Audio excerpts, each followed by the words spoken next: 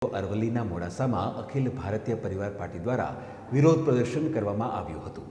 શહેરના ધુણાઈ રોડ પર દિલ્હીમાં ચાલી રહેલ ખેડૂત આંદોલનના અને કૃષિ બિલને લઈને વિરોધ દર્શાવી રેલી કાઢવામાં આવી હતી, જેથી પોલીસે અખિલ ભારતીય પાર્ટીના 5 કાર્યકર્તાઓની અટકાયત કરી હતી।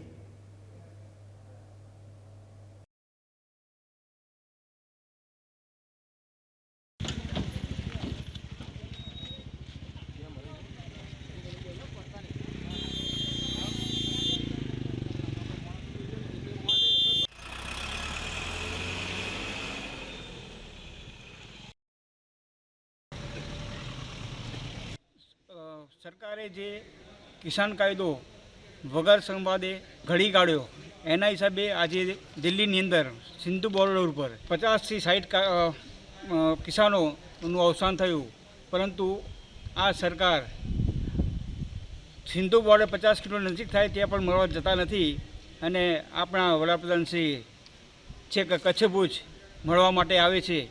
એ બહુ દુઃખદ વાત છે।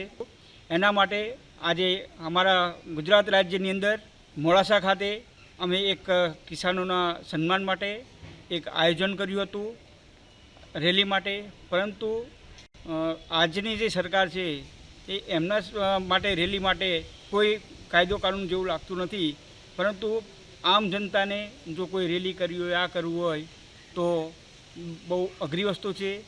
આ તાનાશાહી જે સરકાર છે એ તાનાશાહી સરકાર નહીં ચાલે।